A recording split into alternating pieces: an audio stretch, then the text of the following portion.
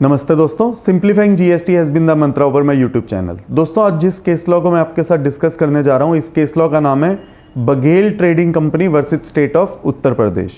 और जो judgement deliver की है वो इलाहाबाद हाई कोर्ट ने की है और काफ़ी लेटेस्ट जजमेंट है, 3 अक्टूबर 2023 को दी गई है। ये जो केस है ये संबंधित है 2 सेक्शन से। सेक्शन 107 जो कि अपील डाली जाती है अगेंस्ट ऑर्डर और decision of adjudicating authority, as well as section 169 जो बात करता है सर्विस ऑफ नोटिस से संबंधित। दोस्तों, इस केस में एडजुडिकेटिंग अथॉरिटी ने ऑर्डर या डिसीजन पास किया। जो एग्रीव्ड पार्टी है उसने अपील फाइल करी अंडर सेक्शन 107 के अंदर अपलेट अथॉरिटी को, फर्स्ट अपलेट अथॉरिटी को। फर्स्ट अपलेट अथॉरिटी ने इस अपील को रिजेक्ट कर दिया क्योंकि फर्स्ट अपलेट अथॉरिटी के अकॉर्डिंगली ये अपील जितने समय में फाइल हो जानी चाहिए थी उतने समय में फाइल नहीं की गई।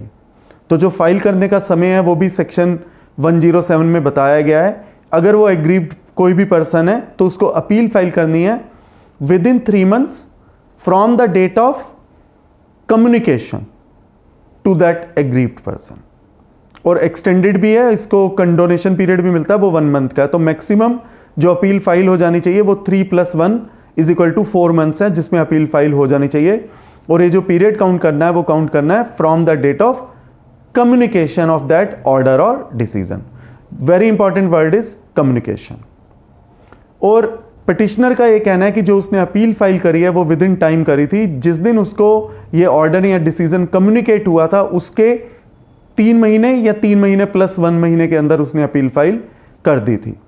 और पिटिशनर का ये कहना है कि सेक्शन 169 जो कहता है वो ये कहता है कि सेक्शन 169 सबसेक्शन 1 6 मेथड बताता है कि किस तरह से ऑर्डर या डिसीजन को सर्व किया जाएगा। और वो 6 मेथड हैं कि उसको टेंडर करना, उसको रजिस्टर्ड पोस्ट से भेजना, उसके ईमेल पर डालना, उसके पोर्टल पर डालना, न्यूज़पेपर में निकलवाना, या अगर कोई भी मेथड वर्क नहीं कर रहा तो उसके प्लेस पर जाकर अफिक्स करना।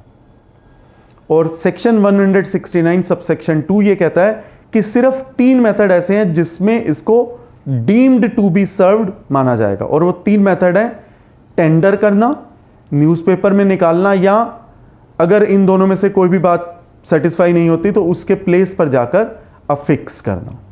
जबकि इस केस में जो ऑर्डर या डिसीजन जो सर्व किया गया वो by way of portal and by way of email किया गया, उसको कोई टेंडर नहीं किया गया। तो उसके अकॉर्डिंगली ये डीम्ड टू बी सर्व्ड नहीं है, क्योंकि यही सेक्शन 169 सबसेक्शन 2 कहता है। तो केस बहुत ही खूबसूरत है और छोटी सी 3 बातों पे डिस्कस करता है। एक वर्ड होता है इशू, एक वर्ड होता है सर्व और एक वर्ड होता है कम्युनिकेट।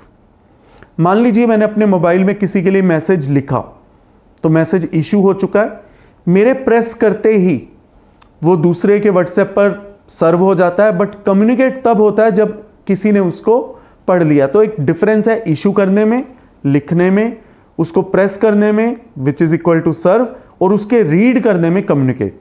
तो जो 3 महीने + 1 month काउंट करना है वो from the date of communication करना है, from the date of serving नहीं करना। और जो डीम्ड टू बी सर्व्ड है उसके अंदर पोर्टल और ईमेल जैसे शब्द नहीं लिखे हुए। तो पिटिशनर के अकॉर्डिंगली जो उसने जो अपील डाली थी वो विद इन टाइम डाली थी। अब क्योंकि फर्स्ट अपलेट अथॉरिटी ने उसकी इस अपील को रिजेक्ट कर दिया on the basis of limitation कि उसने टाइम पर अपनी अपील दाखिल नहीं करी, तो उसके पास जो ड्यू कोर्स में जो रास्ता होना चाहिए था वो होना चाहिए था कि वो फर्स्ट अपलेट अथॉरिटी के अपील ऑर्डर के अगेंस्ट ट्रिब्यूनल जाता। पर क्योंकि अभी ट्रिब्यूनल स्टेट के अंदर फंक्शनल नहीं है इसलिए उसने रिट पिटीशन दाखिल करी है before Allahabad high court. Allahabad high court ने इन तीनों शब्दों को समझा और इस केस के अंदर डिपार्टमेंट को 4 हफ्ते का समय दिया कि आप अपना व्यू दीजिए, आपको इस बारे में क्या कहना है। क्योंकि जो पिटिशनर ने अपनी बात को बड़े अच्छे से रखा, issue, served, deem to be served और कम्युनिकेटेड, इन शब्दों के ऊपर उसने एम्फेसिस प्लेस किया। और उसने ये बताया कि सर्व्ड और डीम टू बी सर्व्ड में भी फर्क है और कम्युनिकेटेड के अंदर भी फर्क है। तो दोस्तों, मैं उम्मीद करता हूं जब इस केस लॉ की पूरी जजमेंट आगे आ जाएगी, जब डिपार्टमेंट भी अपना रिप्लाई सबमिट करेगा बिफोर इलाहाबाद हाई कोर्ट और एक फाइनल जजमेंट आएगी, तो ये जजमेंट हमें काफ़ी अच्छे रूप से बताएगी कि अपील के लिए हम पोर्टल से 3 महीने काउंट करना शुरू करें, या जब तक वो कम्युनिकेट ना हो जाए, जब तक वो टेंडर ना हो या न्यूज़पेपर में ना निकले या आपकी जगह पर आकर वो अफिक्स ना कर दिया जाए, तब तक ये पीरियड शुरू नहीं होना चाहिए। तो ये जजमेंट मेरे अकॉर्डिंगली काफ़ी इंपॉर्टेंट है और मैं उम्मीद करता हूँ ये आपके बिजनेस एंडेवर्स के लिए, आपके प्रोफेशनल एंडेवर्स के लिए काफ़ी यूजफुल साबित होगी। धन्यवाद।